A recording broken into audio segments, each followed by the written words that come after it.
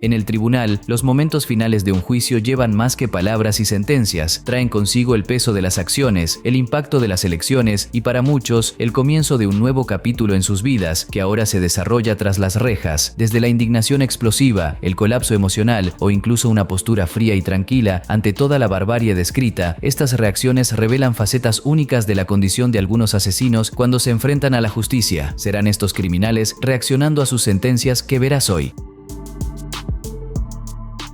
Joseph Sealer, condenado por el asesinato de un niño y de la niñera en el año 1990, no tuvo un comportamiento muy adecuado durante su juicio y el caso repercutió en todo el mundo. Durante la audiencia de sentencia, Sealer agredió a su abogado, Kevin Shirley, propinándole un codazo en la cara. El incidente ocurrió cuando Sealer hizo señas a Shirley para que se acercara, aparentemente para una conversación privada, y luego lo atacó. Inmediatamente, los oficiales de justicia redujeron a Sealer. Además, Sealer enfrentó cargos adicionales por acosar a la madre de una de las víctimas tras su condena y fue sentenciado a la pena de muerte por el juez a cargo. El caso de Sealer ganó notoriedad debido a la brutalidad de los crímenes y al comportamiento perturbador que mostró durante el juicio.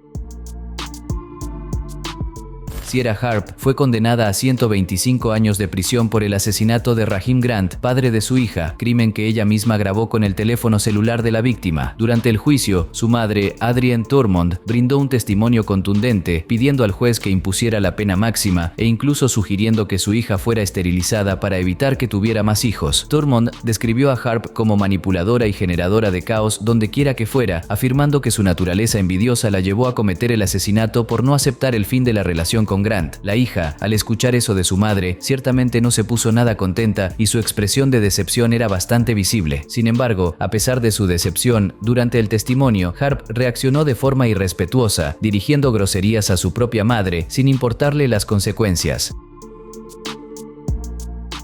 Ronnie O'Neill fue juzgado por el asesinato de su novia, Kenyatta Barron, y de su hija, Ronnie Bella O'Neill, además del intento de asesinato de su hijo, también llamado Ronnie O'Neill, en marzo de 2018, en Riverview, Florida, Estados Unidos de América. Durante el juicio, O'Neill optó por representarse a sí mismo, lo que dio lugar a momentos tensos y un comportamiento errático. En su declaración de apertura, gritó al jurado, alegando que las pruebas en su contra habían sido fabricadas. God damn it, O'Neill! All right, Mr. O'Neill, please stop using swearing language. It's not appropriate in a closing argument. El comportamiento de O'Neill en el tribunal, incluidas sus explosiones y la decisión de autodefenderse, llamó la atención de los medios y del público, resaltando la complejidad y la gravedad del caso. Sin embargo, al final permaneció tras las rejas. Dylan Shoemaker, un adolescente de 16 años, fue condenado por asesinato en segundo grado por la muerte del hijo de su novia, un niño de 23 meses, en marzo de 2013. Durante el juicio, Shoemaker lloró ante el jurado, tratando de demostrar remordimiento. Sin embargo, mensajes de texto revelaron que anteriormente había dicho: "Todo lo que necesito hacer es llorar, y sentirán lástima por mí". El caso cobró notoriedad debido a la brutalidad del crimen y al intento de manipulación emocional por parte de Shoemaker durante el juicio. Fue condenado a cadena perpetua y continúa tras las rejas por el resto de su vida. Al tratarse de un chico joven, mucha gente, aún sabiendo lo que había hecho, llegó a conmoverse, pero rápidamente se difundió su anotación y quedó claro que se trata de una persona muy fría, con una gran maldad en el corazón. Christopher McNabb y Courtney Bell fueron juzgados y condenados por el asesinato de su hija recién nacida, Khalilah McNabb, de tan solo 15 días, en octubre de 2017, en Georgia, Estados Unidos de América. El 7 de octubre de 2017, McNabb y Bell denunciaron la desaparición de su hija Khalilah. Tras intensas búsquedas, el cuerpo de la bebé fue encontrado al día siguiente, envuelto en un paño dentro de una bolsa de gimnasio, en una zona boscosa cercana a la residencia de la pareja. McNabb y Bell fueron acusados de asesinato y crueldad infantil. Durante el juicio, la fiscalía presentó evidencias de que McNabb había causado heridas mortales a la niña, mientras que Bell fue acusada de negligencia por no proteger a su hija. El comportamiento indisciplinado de McNabb en el tribunal, incluidas explosiones emocionales, contribuyó a la percepción pública de su culpabilidad. En mayo de 2019, McNabb fue declarado culpable de asesinato con malicia y sentenciado a cadena perpetua sin posibilidad de libertad condicional, además de 10 años adicionales por ocultar una muerte. Bell fue declarada culpable de homicidio involuntario y sentenciada a 15 años de prisión. Julio César Rivera II, de 18 años, fue acusado de una serie de robos de coches a mano armada entre octubre y noviembre de 2021, incluido un incidente en el que disparó en la cara a una mujer durante un intento de robo en San Antonio, Estados Unidos de América. En julio de 2023, Rivera, que entonces tenía 20 años, aceptó un acuerdo judicial y se declaró culpable de 3 cargos de robo con agravantes. Durante el juicio, se dirigió directamente a la víctima, Alana Castaneda, pidiéndole disculpas y afirmando que no había justificación para sus actos. Castaneda, presente en el tribunal, solicitó que a Rivera se le impusiera la pena máxima. El juez Ron Rangel sentenció a Rivera a 45 años de prisión, destacando la gravedad de los delitos cometidos. La conducta fría de Julio en el tribunal, incluso al escuchar su sentencia, llamó la atención y tuvo repercusión en todo el mundo. El caso generó mucha controversia, ya que muchos consideraron injusto el acuerdo otorgado al joven para que su condena fuera menor de lo que probablemente hubiera sido de haberse llevado a cabo el juicio sin acuerdo. La expectativa era que fuera condenado a cadena perpetua. Aiden Fucci, un adolescente de 14 años en el momento del crimen, fue condenado por el brutal asesinato de su compañera de escuela, Tristin Bailey, en mayo de 2021 en Florida, Estados Unidos de América. Durante el juicio, los observadores notaron que Fucci se mantuvo frío y reservado, con pocas muestras de emoción, incluso ante los detalles presentados en el tribunal. En febrero de 2023, en vísperas de la selección del jurado, Fucci se declaró culpable de asesinato en primer grado. En marzo de 2023, el juez lo sentenció a cadena perpetua con la posibilidad de libertad condicional después de 25 años, destacando la gravedad y la aparente falta de motivación para el crimen. Como ya había confesado todo el crimen previamente, prefirió permanecer completamente en silencio durante el juicio. La actitud impasible de Fucci durante el juicio llamó la atención de los medios y del público, en contraste con la gravedad de las acusaciones y el sufrimiento de las familias involucradas. Luis Reyes fue un joven sentenciado por delitos de robo y homicidio que mostró una violencia extrema y un pésimo comportamiento en la sala del tribunal, sobre todo después de escuchar su sentencia, que aparentemente no era la que él esperaba. Ya en el tribunal para ser juzgado, Reyes caminaba de manera agresiva y se resistía a los agentes que intentaban contenerlo. Sus familiares incluso lloraron y su madre parecía gritar al fondo, afligida por la situación del joven que pasaría el resto de su vida en prisión. Mantuvo la cabeza baja todo el tiempo mientras escuchaba su sentencia y se enfureció con lo que oyó.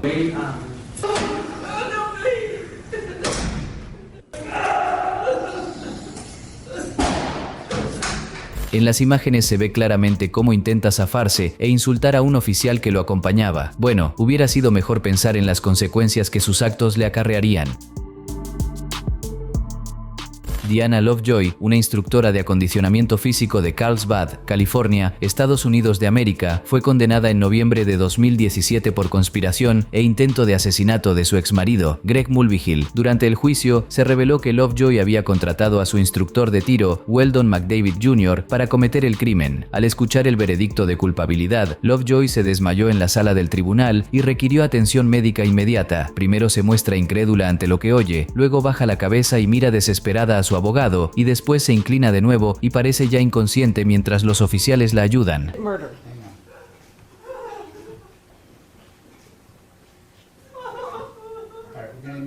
En enero de 2018, Lovejoy fue sentenciada a 26 años de prisión, mientras que McDavid recibió una condena de cadena perpetua con la posibilidad de libertad condicional tras 50 años de pena.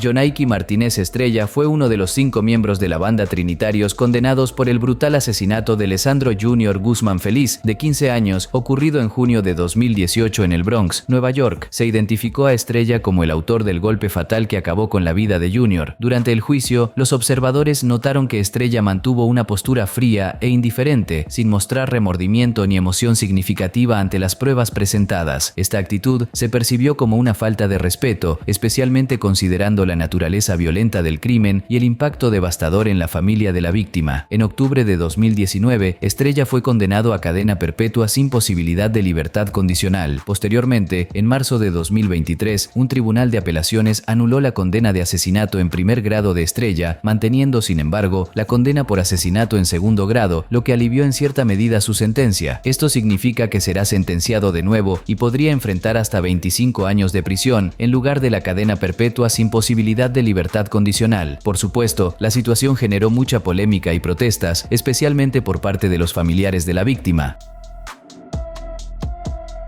Teddy Baltimore Smith fue condenado a 28 años de prisión por el homicidio de Gilbert Serna, ocurrido durante un incidente de ira al volante en Tampa, Florida, Estados Unidos de América. El caso cobró notoriedad no solo por el crimen en sí, sino también por el comportamiento de Smith durante el juicio. En abril de 2018, Smith enfrentó a Serna después de que este escupiera desde un camión, impactando con el esputo en la BMW negra de Smith. La situación se calentó rápidamente, resultando en el apuñalamiento fatal de Serna. Durante el juicio, Smith optó por no mostrar remordimiento ni ofrecer disculpas a la familia de la víctima. En su lugar, culpó a Serna de lo ocurrido, afirmando que él mismo se le acercó y escupió incluso después de que él le pidiera que no lo hiciera. Además, Smith pasó más de 15 minutos volviendo a examinar los detalles del caso ante el juez, lo que llevó a la hermana de la víctima, Rosalinda Serna, a abandonar la sala del tribunal por incomodidad.